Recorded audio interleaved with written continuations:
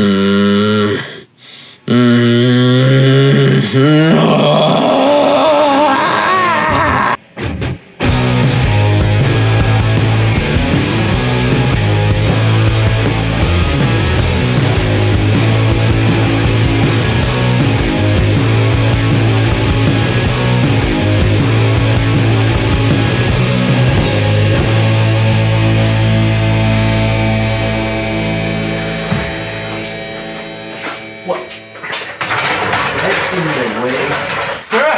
Welcome back, viewer, to the ongoing saga that is Dale.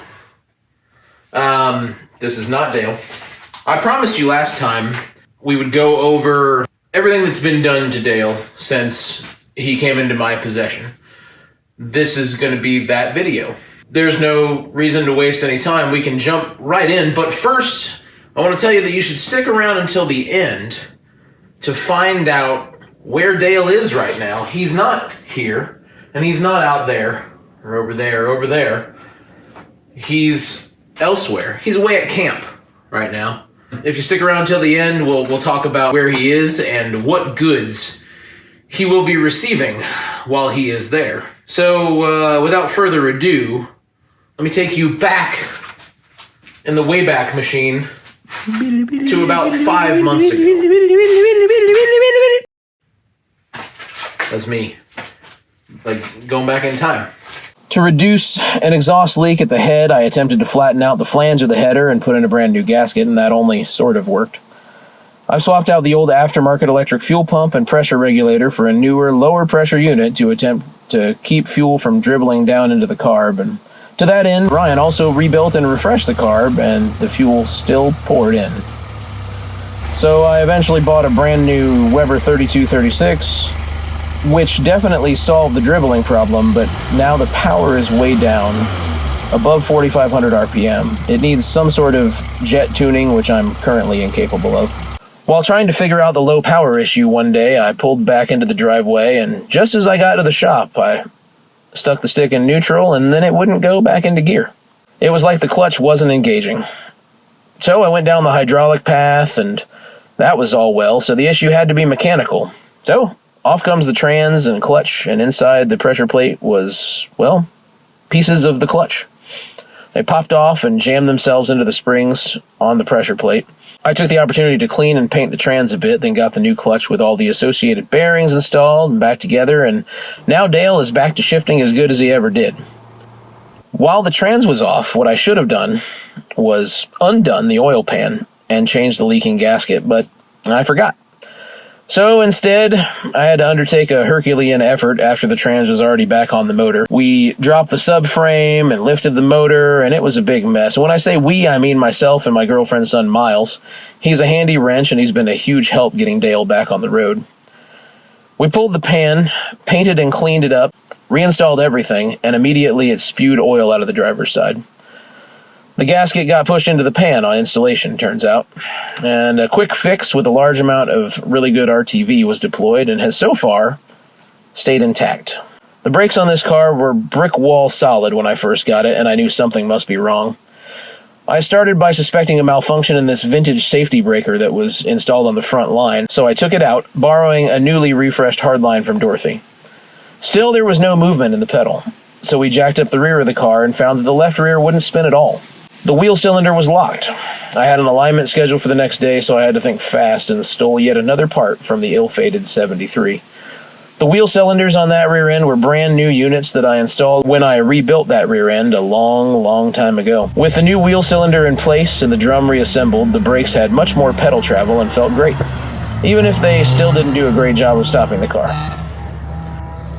The biggest part upgrade I've made so far is these 15 by 8 inch Rota TBT wheels with Hankook Ventus RS4 rubber. There's a spacer in the rear because even with a 225 tire, the wheel wells still aren't filled. This could honestly be where most of the feeling of power was lost, because this car never expected modern 200 treadwear tires to exist, and so far it is not dealing with it very well. With so much work to do on a car, and so little of me to go around, I thought, why not impose a ludicrous deadline on myself? The car had to be ready, and I say it had to be ready for the 2022 Lake Garnett Grand Prix Revival. This event, if you haven't already heard me gush about it and seen all my other videos that I've ever made about it, it's the premier vintage car show and track event in the Midwest. Mark your calendars for the second weekend in October. Be there with me and hundreds of your best buddies as we rip our classic cars around the Lakeside Road Course and the autocross events. I've been attending this event for the last 7 years, and every year I've said, next year, I'm bringing my vintage Celica. Oh, for sure. It'll be done next year. If I don't have my Celica here next year, you can punch me in the face, and so on and so forth. So did Dale make it to said event? Well, you've already seen some clips of me ripping it with a helmet on. That's at Garnett. You bet your ass he made it to Garnett. We trailered Dale down on Friday night, did the autocross and car shows on Saturday, and the 60-mile-per-hour class track event on Sunday. What an amazing weekend it was. So many people came up to talk to me about this crazy car with its perfectly period paint job. That's a lot of P's. This is the car I have always wanted to take to Garnett, and there he was. There we were. We did it. But not without some issues, of course. The autocross on Saturday started with an immediate coolant leak, which thankfully was just a loose hose clamp. No issues after that, other than the car absolutely refusing to rotate. The lack of power combined with sticky tires meant that I had to really fling him to get him to come around, but I got faster and faster every run and eventually finished mid-pack in the under 3-liter class.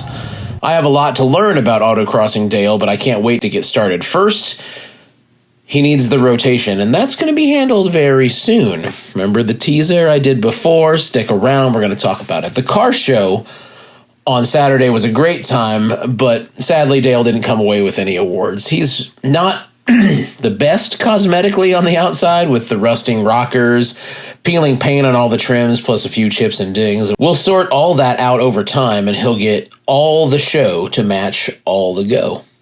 Sunday, track day.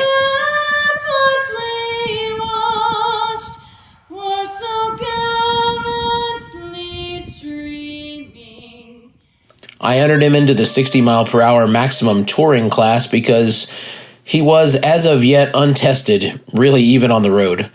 I've done the event in the 80-mile-per-hour and even the 100-mile-per-hour classes before, but with the brand new clutch and the brakes and the carb, I felt it was safest for me and for everyone else if I just kept the speed down. But 60 miles per hour is just the maximum, and they don't dictate where you can do said speed. Yeah, mule shoe.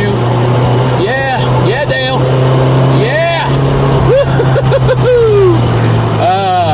Dale came to life out there on the track and told me that I had absolutely made the right choice in cars.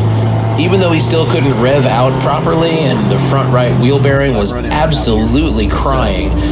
Can you hear that wheel bearing?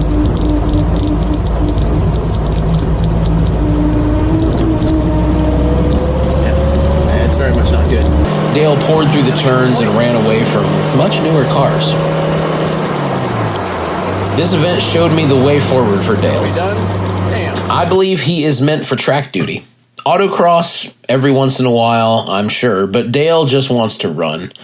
Besides, I've got 2 other Toyotas in the stable for autocross. The GR86 will handle the modern D-Street class duties, while the Heritage Classic Race class will be owned by the one and only Killer Corolla, which is now also under my ownership.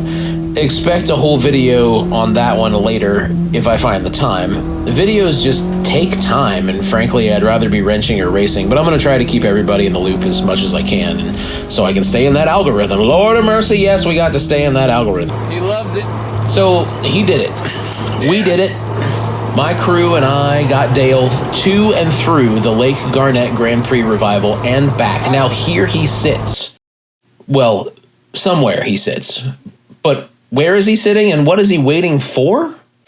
I've now dropped Dale off with my internet pal Thomas at Gary Rod and Chassis down in Ava, Missouri. There, Dale will receive adjustable 4 links, a Techno Toy Tuning adjustable panhard bar, and a beautiful Ford 8.8 rear end with 411 gears, limited slip diff, and disc brakes.